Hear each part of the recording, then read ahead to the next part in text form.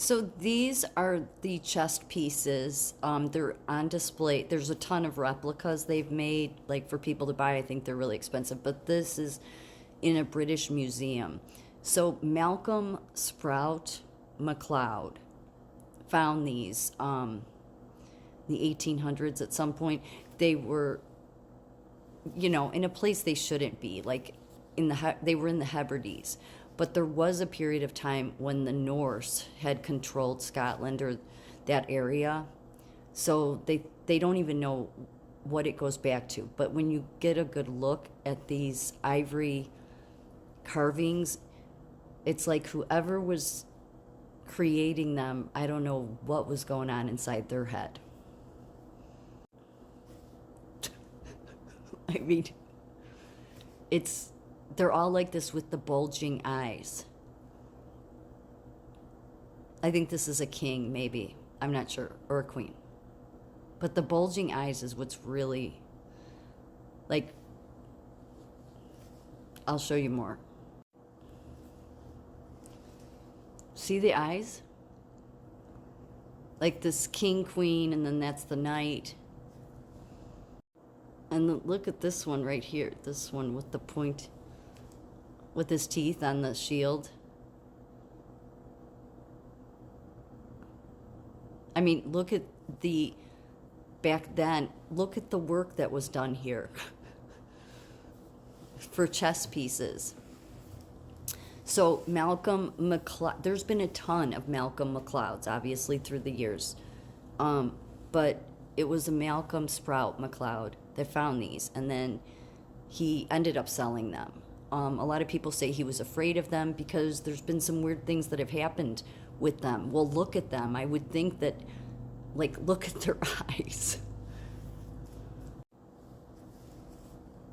So some of those I showed are replicas, but all of it's pretty much the same. And some of them, it's like their crowns are cracked. It's just weird. It's really weird.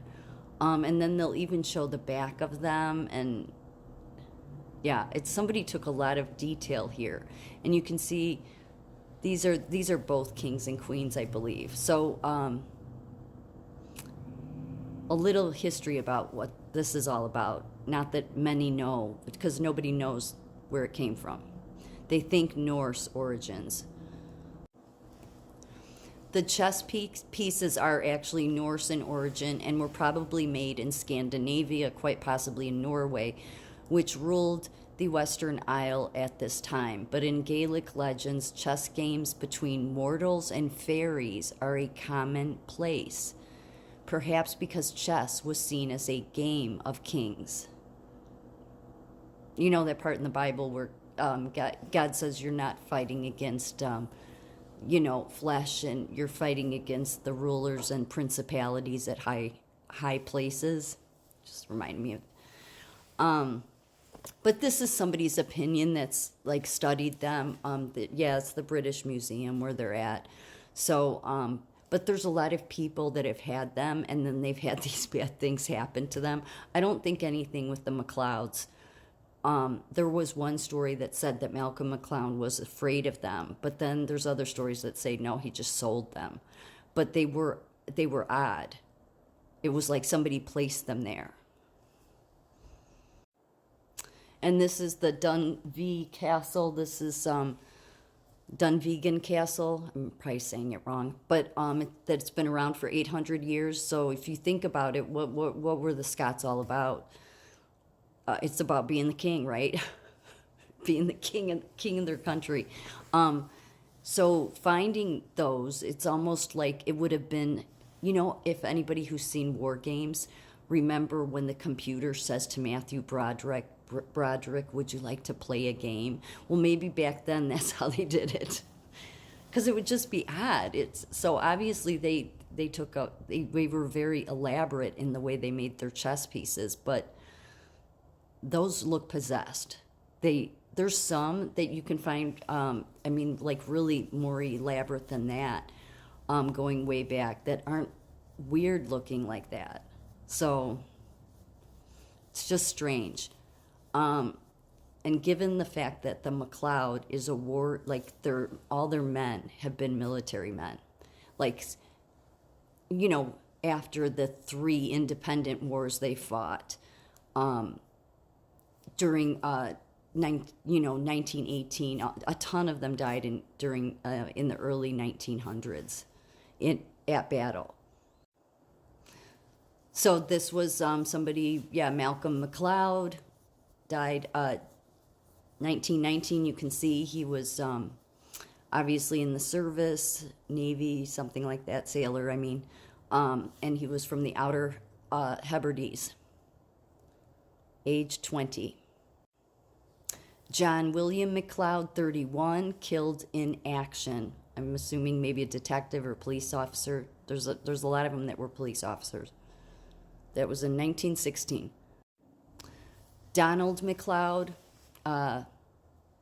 died December 1917.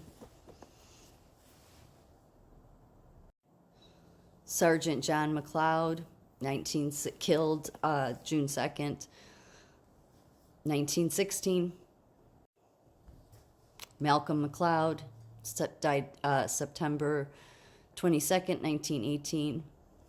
There's so many of these. Like most of the cemetery, I think that all of the cemetery at that Trumpin church that's burned down, or what's left of it, there's a cemetery right next to it. It's the McLeod military people. And then here's a police officer with Glasgow Police. After serving in the First World War, Superintendent McLeod joined the City of Glasgow Police. He served in a number of divisions and progressed through the ranks. Yeah, this is what they all did. Like, there's so many. There wouldn't even be enough time to do. There's so many. Like all the McLeod men. This is what the track they took. Now, this day and age, this time frame, a ton of them are in the science, technology, like your MIT. I don't think with the DEI stuff, because I found this. Yeah, this is one that's recent. University of Edinburgh, neurology clinical cases uncovered, and Professor Malcolm McLeod, rigor mortis, how bad research is killing science. Well, we can all agree with that, can't we? I think this was 2021. How bad research is killing science. Isn't that the truth? And I wanted to end with this because there's one clan they don't know much about. They don't, like all the Scotland clans, they have much of the roots and the genealogy, and they know how far back they go, but there's one that goes farther back than all of them, but they don't have enough on it yet, and it's called Clan Donald. Literally, it's called Clan Donald. I'll just show you a couple of things from this. Obviously, this Clan MacDonald is the biggest clan. They're in New Zealand, Australia, everywhere. So there's the most of McDonald's. But this goes on to talk about the clan that they know existed, but they don't have enough on to know who it goes back to. But they know it's Clan Donald. So this was from the middle of the article. So Somerled was almost certainly of both Irish and Norse descent and is recognized as a great fighter who welded his own kingdom together and was the founder of a dynasty that is very much extant today. DNA studies have identified 500,000 people worldwide as descendants of Somerled, making him second only to Genghis Khan in the procreation stakes. His grandson, Donald, is traditionally held to be the progenitor of Clan Donald, though there is some dispute among genealogists and historians as to who exactly Donald was and what he did to found the clan. And what's interesting that they do know about Clan Donald is they owned some churches. How ironic and too many coincidences.